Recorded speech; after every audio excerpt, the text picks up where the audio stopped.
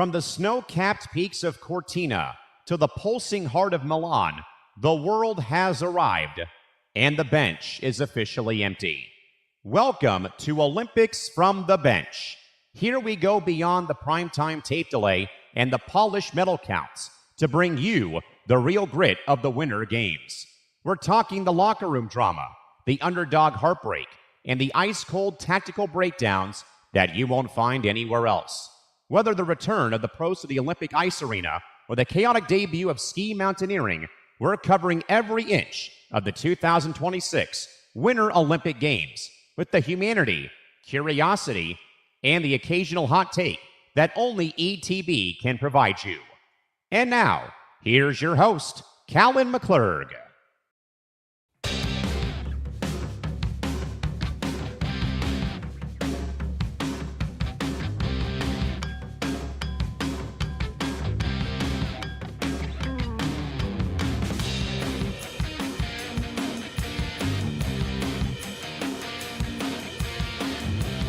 And hello, everybody. It is officially the final whistle. We weren't here for all 18 days, but we were damn sure close enough, though. This is officially day 18 and officially the final episode of Olympics from the Bench right here on ETB. Callan McClurg joining you folks here on a late night Tuesday into an early morning Wednesday over on the East Coast. We have spent the better part of the last 2 weeks in the Saharan dust of the Dolomites and the thin air of the Mediterranean Forum. And we have seen Ilya Malinin defy gravity, Chloe Kim cement a dynasty, and Jordan Stoltz redefine what it means to be a Wisconsin speed demon. And tonight we not only recap the final medals, but also eulogize games that prove that even with a norovirus scare and red snow, the spirit of the Winter Games is indestructible. Again, everybody, this is our official recap, bow on top, final cherry on top, the grand exit of the Olympics from the Bench pop-up series here for the next roughly 28 minutes or change here. We will recap some of our big stories, our big events of the tournament and of the games, and also, of course, talk more about some of the big names that, of course, were involved with the ongoing Milan-Cortina Olympics. Obviously, we were here for a good majority of the days, but again, work caught up to me, though. Timing caught up to me, though, as well. My health kind of, in a way, also got put on the bench for a bit, literally and figuratively, though. Been battling a very interesting allergy-related cold over the past couple days.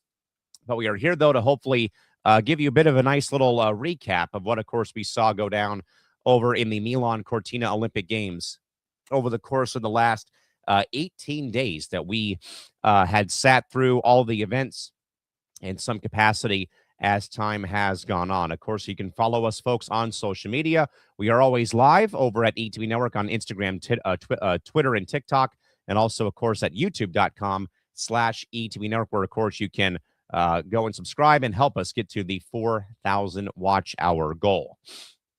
All right, game, let's go and talk about some of the Mount Rushmore athletes of the course of the Olympic Games here. We're here till about 11:55, 12 a.m. Pacific time here, and close to 3 a.m. on the East Coast.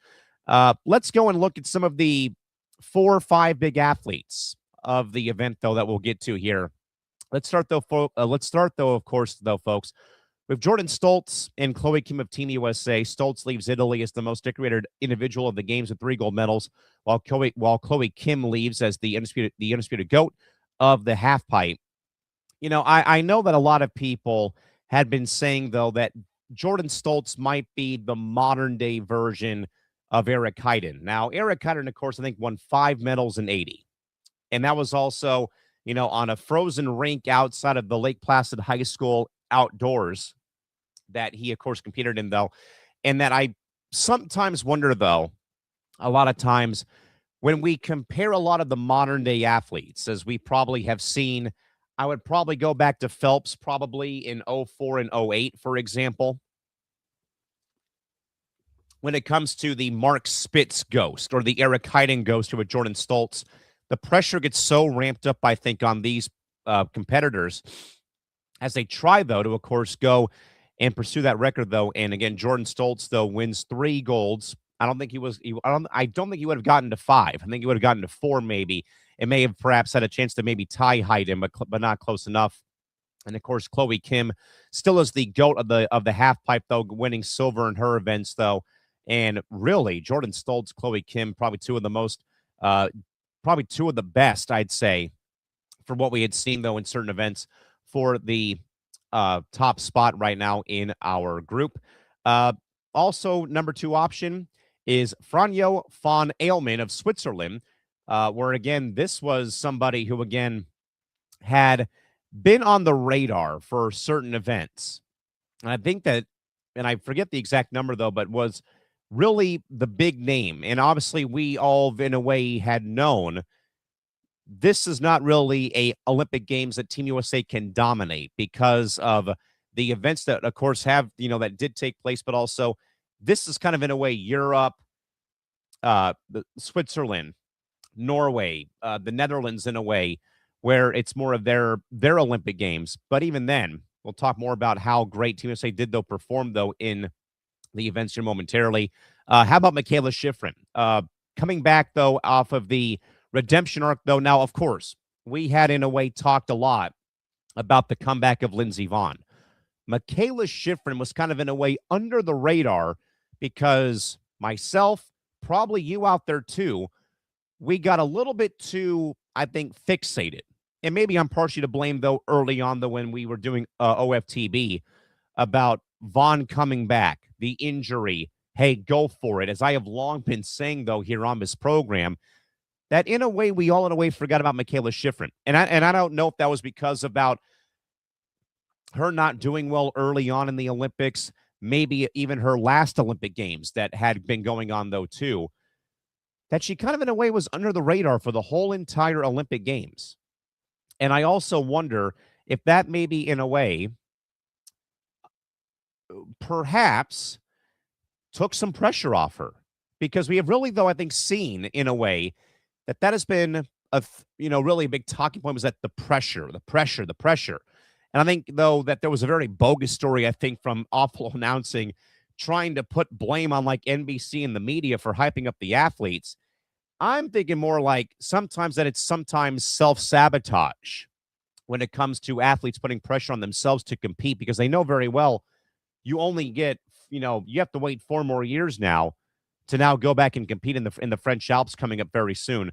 And that maybe with all the attention on Lindsey Vonn, did that allow Michaela Schifrin in her own mind to get the pressure off herself or not be so hard on herself, though, seeing sadly, though, of course, what Lindsey Vonn went through, that maybe that helped clear the mind of Michaela Schifrin. And again, she's right back on top, though, where she belongs. And also, how about the hometown hero of Sofia Goggia, speed skating, the downhill gold winner.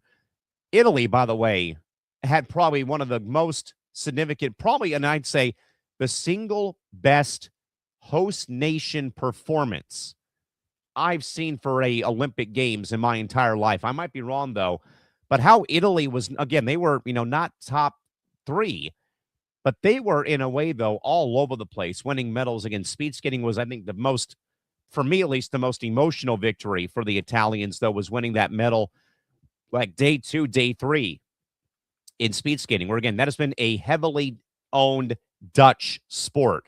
Winning events, though, too, on the slopes, that's more of a Norwegian sport that they usually have gone and won, though. So Italy, I think, also deserves their flowers, though, too. All right, game, let's go to the medal count, though, to recap where the final totals had ended. Norway edges out Team USA by 1 total medal, 14 golds for Norway, 9 silvers, 10 bronze for 33 total.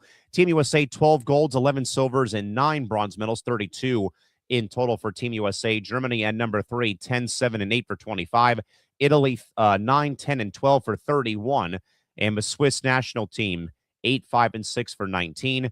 Team USA, though, as I said, though, this is easily their best Olympic performance, though, for the Winter Games by the gold count in 24 years, dating back to when it was here in 2002 in Salt Lake City, 1 short of Norway's cross-country fueled lead. And again, Italy finishes 3rd in total medals, a massive win for the host nations funding programs where, Italy, great host. The storylines that they had, though, too, with their athletes, simply incredible, though, where they finish 3rd in the total medal count, though, with 31 by total. But again, Team USA finishes in number 2 with 12 golds. And again, as we had said in a way on the lounge on Monday, 63%, if not more, of the golds were won by female athletes over in Milan-Cortina this year. Of course, the other big story, though, as well, though, gang, it's got to be hockey. Team USA versus Canada women's game, and the men also playing Canada as well. Team USA women finish off their impressive dominant role, going perfectly unbeaten, as did the men, though. But more importantly, they win the game, though, thanks to a Hillary Knight game-tying goal with 2:04 to play in regulation time, and Megan Keller scoring roughly 6 minutes into the overtime period to give Team USA their first gold medal since 2018 or 2019 in Pyeongchang, South Korea. But more importantly, Aaron Frankel, 42 saves, and again had that massive shutout streak going on, though, and Team USA throttled their opponents by a 35-2 final score in combined scoring in those games across their unbeaten streak. And of course, on Sunday morning, Team USA men break their 46-year drought of winning gold with Jack Hughes, despite the broken teeth suffered with that high stick. Again, they also win gold again for the first time since the 80 Miracle on Ice team did so when they defeated the Soviet Union for that semifinal game that, of course, beat Finland. But again, NHL best versus NHL best. Team USA 2, Canada 1 with Jack Hughes with that game-winning goal, setting off a massive explosion of jubilation for a men's hockey team here across the country. Obviously, as I have said, though, folks, I said this on Monday and kind of in a roundabout way throughout the course of the tournament, I was a bit more focused on the women's tournament, and it's not because of what you might think, though, but I was more intrigued by the women's tournament due to the nature of Hillary Knight retiring. Again, I wrote this on Substack about Hillary with the game-tying goal, her career, meeting her in 2018, the ambassador that she's been, though, but also what she's meant for Team USA hockey. I would say men's and women's combined again with the last 20 years from a teenager playing in 2006 till now here being in, age 35, age 36.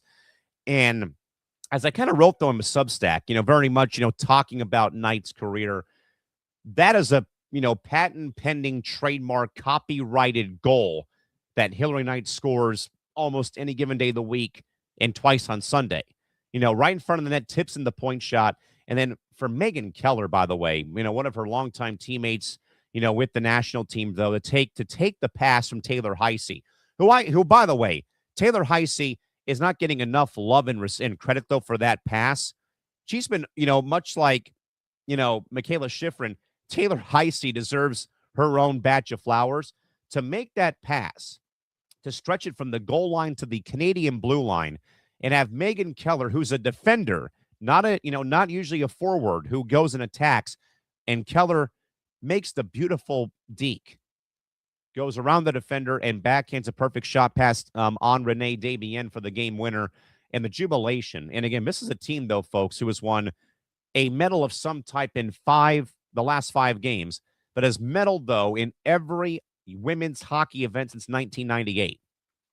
And this may have been the most dominant run that we've seen a women's hockey team have for Team USA.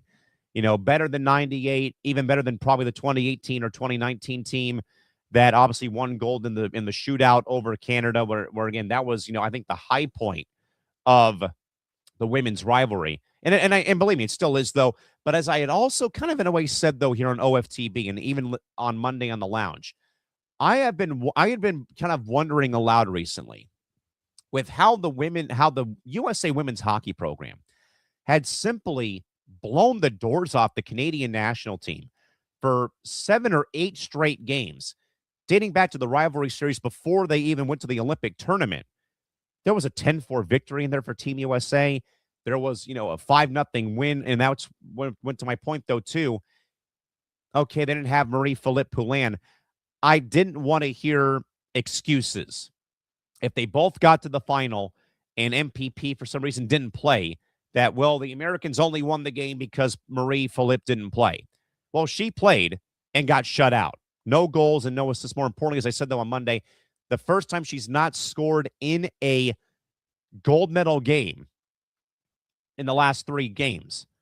The only goal they got was a Kristen O'Neill shorthanded goal on a very much weird bounce that cleared away from Layla Edwards at the top of the point on the right wing side. and they went in 2-on-1. And it was, by the way, though, it was a great pass by Laura Stacey to Kristen O'Neill to make the shot and break the shutout streak, though. And then, as I was saying, though, too, and again, this was in my Substack, you're watching this game if you're, a USA hockey fan like I am, and you're like, this is how we're going to lose the game. We're going to go on this magical run of shutting everybody out minus Czechia in the first game.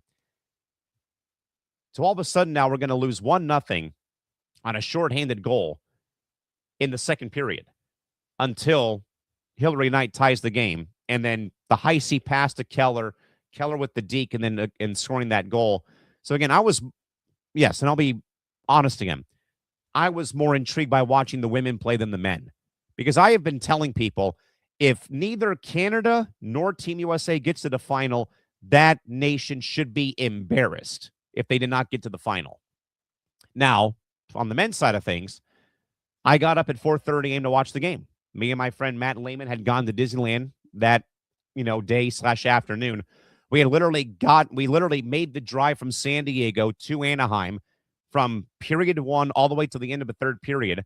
By the time we got on the tram to go from the parking structure to the parks, Jack Hughes scored the game-winning goal, and we yelled and scared the whole tram, basically. And we had to apologize, saying, we just saw, Team USA win the gold on the men's side. Connor Hellebuyck was a stud. And that was a thing, though, that I think Tom said on Monday. Johnny might have said, though, too, on MTGP on Thursday. If you know the NHL, Connor Hellebuyck is easily one of the top 5, top 10 goalies. It's a matter of when or which version of him will show up.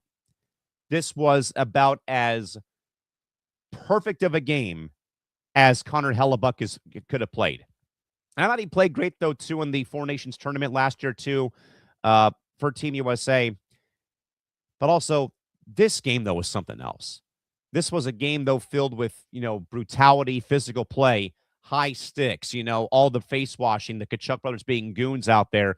But also, I think what helped Team USA was jumping ahead, getting in front, scoring first, with Matt Boley with that great goal, though, chipping to himself, though, past the two defenders and beating Jordan Binnington. I felt that was going to be critical for Team USA. If they did not score first, the game may have been over. And I think that we said this on Monday on the lounge. Ben Cruz said, and I think Ben Cruz said this so perfectly, though, on Monday. The turning point of this game for me, and Ben agreed, the 5-on-3 Canadian power play. You've got Cale Makar, Nathan McKinnon, Connor McDavid, Macklin Celebrini. You've got 5 lethal players as the top power play unit for Canada. And there's 2 penalties taken. And I'm wondering, this is where it ends right here. With that unit, 2 shots on goal for 3.5 minutes of power play time. And of course, the parting shot of Nathan McKinnon on the left wing side with the gaping net, and he fires it wide. And then, of course, the Devon Taves play where Connor Hellebuyck is out of position. He reaches back, paddles the goal stick, and knocks the puck off of his stick to knock it wide. That was Canada's game to win. Canada should have won both these games. They really should have. And yet, though, Team USA celebrating their 3rd gold medal on both sides, 60, 80, and 26 now for the men. And, of course, women now with 98, 18, and 26. But, again, I was more invested by watching the women to watch the ending of Hillary Knight's career for the international side. Now, again, the whole we'll see thing with Cap and Tappan's one thing. But I was more invested, though, about watching that tournament and that side of things, though, than the men. Because the USA women's roster, their makeup and their build, I felt that they were ahead of everybody else. To my other point, though, too, my main thing about the difference between Canada and Team USA on the women's side, Team USA went the veteran route with a lot of young kids, like Abby Murphy's, Taylor Heisey's, and Layla Edwards, Joy Dunn's, where I don't really know if Canada went the route of the younger leg younger legs or the younger ages? Did they keep the old horses around for one more run and not look at what Team USA did, though, by going more of the collegiate route, rookie route with those veterans like a Knight and a Keller, a Steckline, for example, a Kelly Panic? That's where I think the game was won and lost in a way. The whole tournament was the depth of both teams. I might be wrong, though. I think, though, when you have so many new, fresh faces on the roster, like what we saw with the women's team for Team USA, that's what got them over the hump, I think, as opposed to what Canada was doing, though, with their roster. Another moment of the game, I got to go with Jessie Diggins. It wasn't a gold medal moment, but a bronze in the 10K Classic, a classic image, though, of Jessie Diggins collapsing in the slush, unable to move in, her lungs screaming, giving every literal molecule of her being to the snow. This is what the bench is all about. Of course, I think Jessie Diggins won a lot of people over during the last games in 2022 because of how that the cross-country skiing, though, event, talk about a war of endurance. And we obviously remember the image of her in Beijing winning it and how she just utterly collapsed at the finish line, winning the race. And that is one event, though, that is just crazy to think about how far that has gone over the past couple of months or weeks here. I think I would also probably say I'd go with the bobsled. I mean, Elena Myers-Taylor, Callie Humphreys, especially EMT, Elena Myers-Taylor. So close, so many times over, and not getting and just having that one box to check on the resume. And it finally happened this year at the age of 41. We know Elena Myers-Taylor, though, for the monobod or the team bobsled. But there was just that one unchecked box. And she finally got it after I think she gave birth. She thought about retiring. And also, there's a few other athletes, though, too. And we've kind of forgotten them, sadly. The Blade Angels. I mean, finally, American figure skating is back on the map, finally, thanks to Alyssa Liu, Amber Glenn, and Isabu as well. I mean, they broke, the Sarah Hughes drought of 2002 or 2006. American figure skating back on the map. Madison Chalk, Evan Bates. May have gotten host a couple of times when it came to scoring. Man, they were fun. Ilya's going to be fine coming up in 4 years. I mean, like I said, the pressure of being there first time, overwhelming. Jordan Stoltz. I mean, so many great stories have come out of these games, as they usually do. Between Jessie Diggins, I think that probably I'd say like the other events, though, that really came to mind. We talked at length about Corey Ticey and Corey Dropkin with mixed doubles curling early on. I mean, I don't know, though, how, and I love it, about how we get so damn captivated by curling every 4 years. The men's side, women's side, mixed doubles, of course. I mean, just simply, though, again, a very much banner year for Team USA. For as I had said, though, folks, for a Olympic game that we really, or for a Olympic Games that we really do okay in, but we're not at the top usually with the winner. But what a great year, though, for Team USA, though, coming within, I think, one gold, I think I said. Best gold medal count in 24 years, dating back to 2002 in Salt Lake City. Tremendous year for Team USA. With that, folks, in mind, as the dual cauldrons of both Milan and Cortina flicker out, we don't say goodbye. We now just change venues. The Winter Games gave us the ice, but this summer we're taking the bench from the ice to the grass.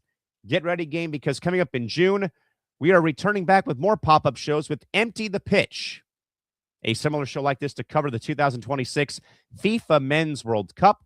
We will be live across North America from Mexico, Canada, and the USA, bringing you the same unfiltered, pun-heavy, deep dive coverage of the beautiful game starting in mid-June. To the athletes who left their blood on the ice and the fans who stayed up late with us until 3 a.m., thank you. Italy was beautiful, chaotic, and loud.